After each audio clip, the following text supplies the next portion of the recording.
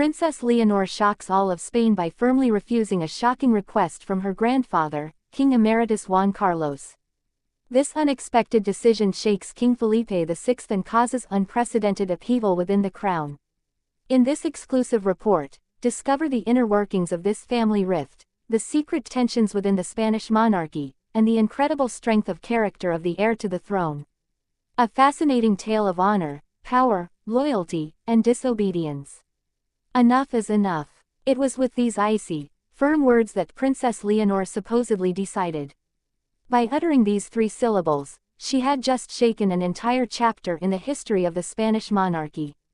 An unexpected, bold, almost irreverent decision. A response that no one dared imagine, least of all the one to whom it was addressed, her own grandfather, King Emeritus Juan Carlos I. The scene allegedly took place with the utmost discretion, in a tense, almost theatrical atmosphere. Juan Carlos, weakened but still lucid, allegedly asked his granddaughter for one last wish. A personal, almost testamentary wish. But Leonor, with a straight gaze and a calm voice, allegedly said no. A resounding no, a red line crossed, a generational divide made gaping. King Felipe VI, witness to this unexpected exchange, reportedly remained stunned, unable to hide his confusion. For this scene, both intimate and eminently political, crystallizes all the tensions accumulated over the years between the legacy of King Juan Carlos and the future embodied by Leonor. For several years, the King Emeritus has lived in voluntary exile in Abu Dhabi, far from the cameras, but not from the rumors. Accusations of corruption, secret accounts, embarrassing affairs. So many scandals that have weakened the image of the Spanish monarchy. For Leonor, a 19-year-old woman with military rigor and few words, there was no question of bending in the face of this controversial past. Juan Carlos's final wish, his deep desire to end his days in Madrid, in the heart of the royal palace, or at least on Spanish soil, surrounded by his family and rehabilitated by a symbolic ceremony that would seal his reintegration into the national consciousness. He wanted Leonor, not his son Felipe, to make the first move, an official visit, a public address, an implicit apology. But Leonor refused, politely, firmly. This gesture is not insignificant. It sends a strong signal to Spain and the world. The new generation, which Leonor embodies with rectitude, modernity, and integrity, refuses to be held hostage by the past. It refuses to be used as a tool in an effort to rehabilitate a man whose mistakes have shaken the institution it is called upon to lead.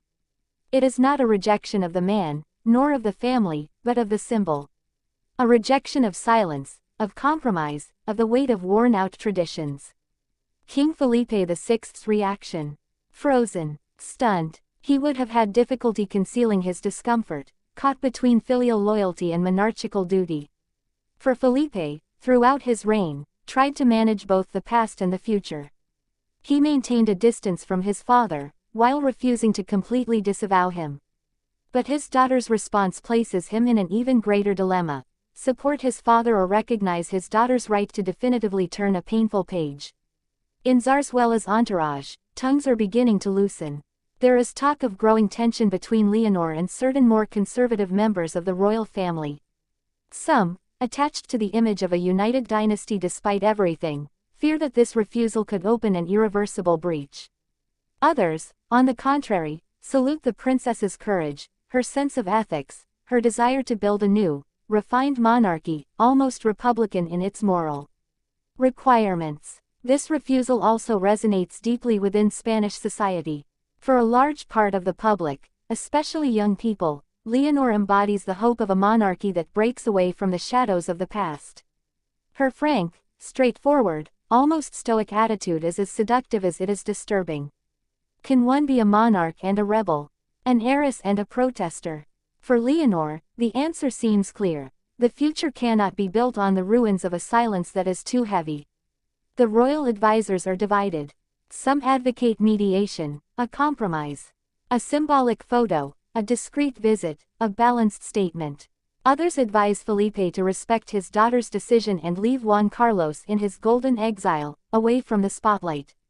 The church, usually silent, has reportedly discreetly indicated that a gesture of reconciliation would be welcome.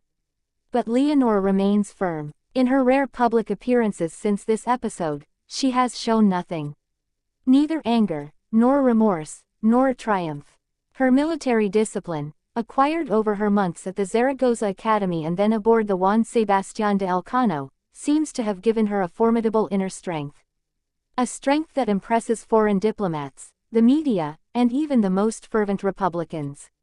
For Leonor is not only the heir to the throne, she has become a symbol of integrity. King Juan Carlos, for his part, was reportedly deeply hurt. According to a close source, he shed tears upon hearing Leonor's response. Not so much for the rejection itself, but for what it symbolized, the end of an era, the admission of a personal failure. He, who had sacrificed everything to restore democracy to Spain, now finds himself disowned, in a whisper, by the woman who will one day wear the crown.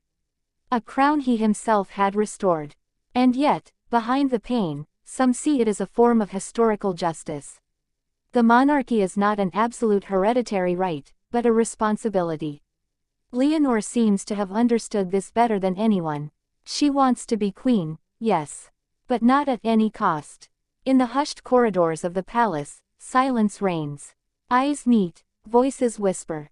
One era ends, another begins. A new monarchy, shaped by a young woman who is not afraid to say no, even to her grandfather, even to the king. The people watch. Some applaud, others wonder, but all understand that nothing will ever be the same again. That Princess Leonor has just sent a clear, powerful, and irrevocable message. Respect cannot be begged for. It must be earned. And you, do you think Leonor was right to say no to her grandfather's dying wish, even if it means breaking with a centuries-old monarchical tradition?